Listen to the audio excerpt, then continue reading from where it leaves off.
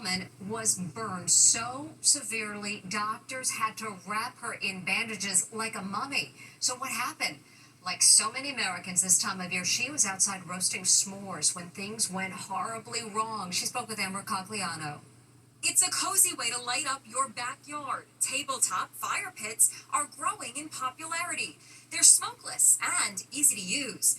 But experts say if you're not careful, this can happen, as seen in this demonstration. Just watch as this elderly man relaxes on his patio. Suddenly, his fire pit, which is fueled by rubbing alcohol, explodes. A shower of flames rains down on him. Now it's happened again. It felt like I was just being struck with needles. Vianna Dale became engulfed in flames when she says her tabletop fire pit exploded while she was roasting s'mores in a family member's backyard in Mission, California. Her friend dragged her into the swimming pool to put out the flames. My whole arm was on fire, along with this one, the top part, and then my wrist, and then my face and my hair. This is how she looked in the hospital. Her entire head, arms, and hands wrapped in bandages like a mummy. Despite the excruciating pain, she tried to keep her spirits up.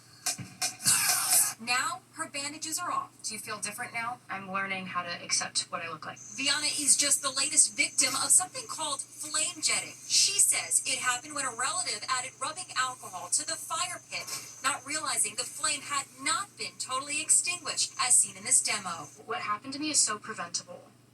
This is 100% preventable, and it never needs to happen to anybody. Fire officials stress it's critical to be extra careful. You make sure to snuff out any flame in your fire pit before refueling, because even just a spark could lead to disaster. We'll be back with much more Inside Edition after this. Next. It's a highly classified Nevada Air Force base where conspiracy theorists believe the government is hiding UFOs. Now, Amber Cogliano tells us what happened when millions planned to storm Area 51. It's the joke that got way out of control. It started with this guy, Matty Roberts, who came up with the crazy idea of invading Area 51, the legendary and mysterious military base in the Nevada desert, forever associated with aliens and UFOs. How do you get funding for something like this? In 2019, as a goof, Roberts launched a Facebook page, Storm Area 51. They can't stop all of us. Let's see them aliens. It was hailed as the Great Area 51 Showdown, a search for the truth and those aliens from outer space. Much to Matty Roberts' amazement, the idea of storming Area 51 went viral. Can you believe 3 million people signed up for the so-called invasion?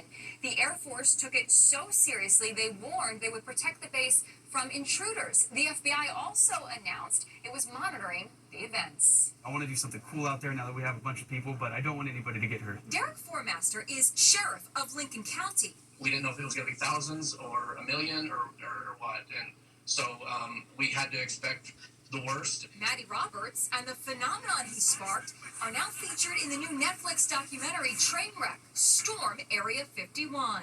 We're storming Area 51, and we're going to find some aliens. We're here to rescue the aliens! I had no idea what I'd started. How big did this get? Well, that's what I loved about this story, is it starts super small. It's just a kid in his basement. Within 6 weeks, this went completely out of control. The plan was to run Naruto style, supposedly faster than bullets.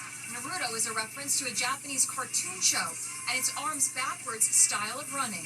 In the end, this was the lame turnout that actually showed up to storm the base. Not exactly the human wave of 3 million people that had been anticipated. I would kind of consider it a bust, which we weren't necessarily upset about it. The two-part documentary Trainwreck Storm Area 51 is streaming now on Netflix. Back with more Inside Edition after this. 4 days after his death from a heart attack comes this moving tribute to wrestling icon Hulk Hogan. It's an epic goodbye. Ladies and gentlemen, we lost one of the biggest and most globally recognized icons in the world. Wrestling's biggest stars gathered together on WWE Monday Night Raw, bowing their heads as they honored the late Hulk Hogan, who died last week at age 71. Standing front and center was Hogan's son, 35-year-old Nick, and his wife, who was also in tears. The emotional tribute ended with a 10-bell salute. As fans stood in the stands in Detroit holding signs in honor of the cultural icon. What a tribute. Now, Megan Alexander with today's Inside Deals. Megan, finally, somebody warned Mom. Mom, see that fake snake? Her son just attached it to Mom's jacket.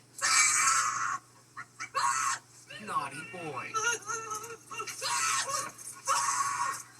Hope she gets revenge. We'll see you next time.